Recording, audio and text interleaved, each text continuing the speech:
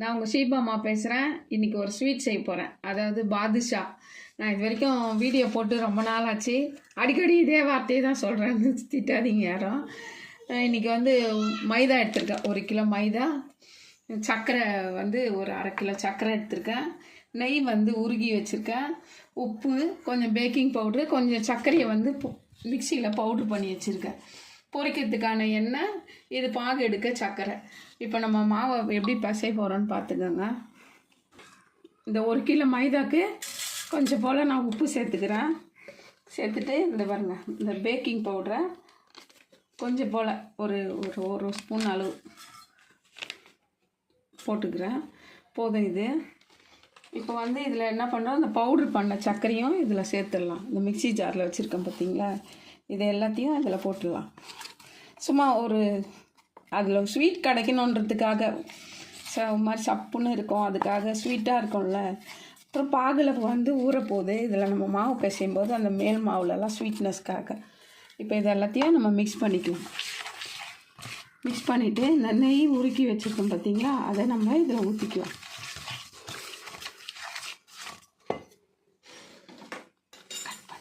வந்து உருக்குனதை நம்ம இதில் ஊற்றிட்டு போகிறோம்.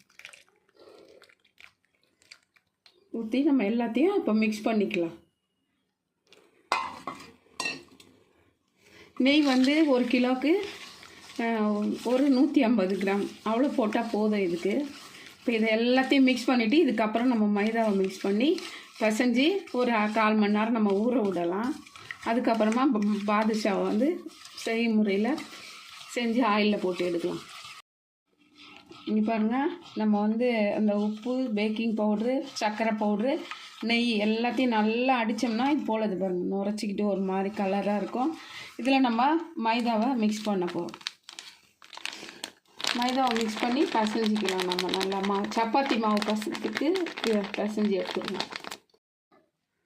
இங்கே பாருங்கள், நல்லா பிசைஞ்சிட்டு நம்ம இப்படி எடுத்து இது பாருங்கள், இப்படி பிடிச்சா நிற்கிது பார்த்தீங்களா, இதன் பதத்துக்கு அந்த நெய் கூட நம்ம இதை பிசைஞ்சிட்டு தான் நம்ம தண்ணியை ஊற்றி எடுக்கணும். நெய்யை முதல்ல போட்டு நல்லா மிக்ஸ் பண்ணி எடுத்துடணும். அப்புறம் தான் தண்ணி ஊற்றி பிசையணும். நம்ம இப்போ தண்ணி ஊற்றி பிசைஞ்சிக்கலாம். இங்கே பாருங்கள், மாவு நல்லா இப்படி சப்பாத்தி பதத்துக்கு பிசைஞ்சி நம்ம ஊற வச்சிடலாம். இது 1 ஹவர் கழித்து நம்ம எப்படி செய்யுதுன்னு பார்ப்போம். இப்போ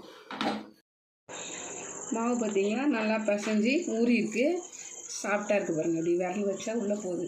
இவ்வளோதான். நம்ம எந்த சைஸ் பசைகிறோமோ அந்த அளவுக்கு கையில் எடுத்துக்கோங்க. இவ்வளோ சைஸ் இருந்தால் போதும். நம்ம கொஞ்சம் கையில் நெய் தடவிட்டு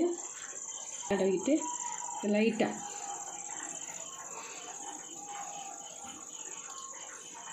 உருட்டும் போது நல்லா தக்கையாக தெரியணும். அப்போ தான் வந்து உங்களுக்கு பாதுஷா சூப்பராக வரும். அவ்வளோதான்.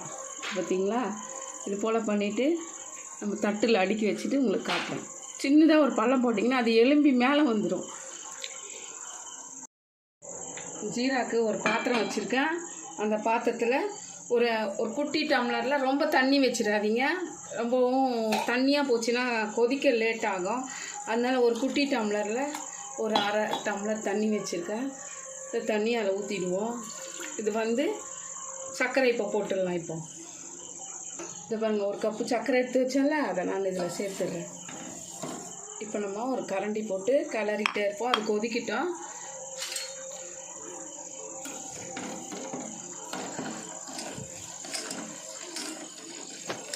இது நல்லா கொதி வரட்டும். பிசு தன்மை வரும் பார்த்தீங்களா, அந்த சீரா பாகு தன்மை வரணும். இது நல்லா கொதிக்கிட்டு அதுக்குள்ளே நம்ம அதை ரெடி பண்ணிடுவோம். இங்கே பாருங்கள், நான் பாதுஷாவை தட்டு ஃபுல்லாக நிரப்பி வச்சுருக்கேன். இப்படி இது போல் செஞ்சு இது அப்படியே புஷ்ஷுன்னு எலும்புற மாதிரி இருக்கும். ஆயில் போட்டிருக்கேன் பாருங்கள். கடாயில் ஆயில் போட்டிருக்கேன். நிறைய அனல் இருக்கக்கூடாது, அது ஸ்லோவாகவும் இருக்கக்கூடாது. நம்ம கொஞ்சம் கொஞ்சமாக ஒரு 4 நாளாக போட்டு எடுத்து ஜீரா இந்த பக்கம் கொதிக்குது, அது பக்கம் வரட்டும். இதை பொரிச்சு எடுத்துகிட்டு அதை போடலாம். நம்ம சூடாயிடுச்சு. இப்போ நம்ம ஒன்று ஒன்றா போட போகிறோம். நிறைய அனல் இருக்கக்கூடாது. பாருங்கள், லைட்டாக இவ்வளோ தான் இருக்கணும். அதுவாக ஸ்லோவாகவே மேலே வரும். அது வரைக்கும் நீங்கள் அப்படியே போட்டு விட்டுடணும். இப்படியே இருக்கட்டும். எவ்வளோ பக்குவமாக பண்ணுறோம் பாருங்கள். நிறைய அனல் இருக்கக்கூடாது. இது பொரிஞ்சு எடுத்துகிட்டு ஜீரா பக்குவத்தை பார்க்குவோம் போய். ஜீரா பக்குவத்தை இது பாருங்கள், இன்னும் கொஞ்சம் வரணும். இந்த நம்ம தண்ணி தொட்டு கையில் சூடு இருக்கும், இப்படி எடுத்து பாருங்கள். இப்படி நூல் போல் வரும் ஒரு பாகு அளவுக்கு. அந்த மாதிரி வந்தவுடனே ஆஃப் பண்ணிடலாம் நம்ம.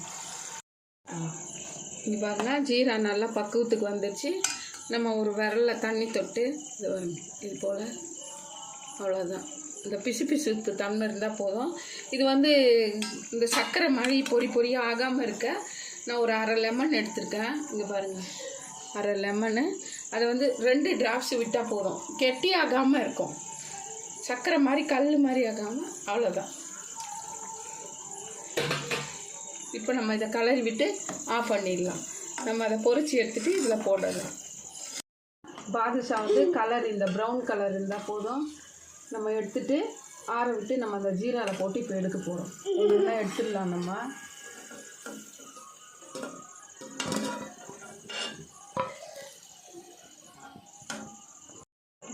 ஜீராவில் இது போல் போட்டு எடுத்துகிட்டு இங்கே பாருங்கள், அவ்வளோதான். நம்ம இதை எடுத்துடலாம்.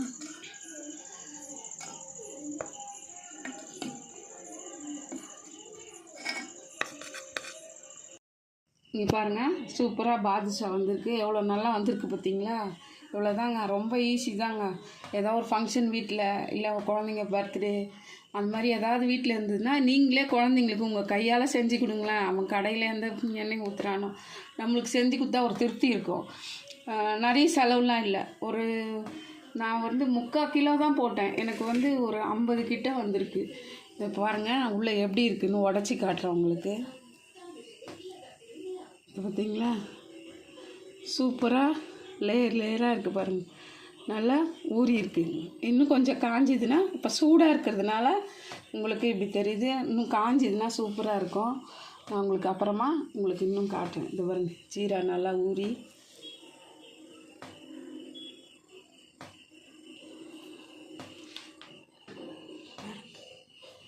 இப்போ நான் எப்படி வந்திருக்கு பார்த்தீங்களா? அவ்வளோதாங்க. இப்போ எங்கள் மருமகளுக்கு கொஞ்சம் உடச்சி கொடுக்குறேன். எப்படி இருக்குன்னு சொல்ல போகிறாங்க பாருங்கள்.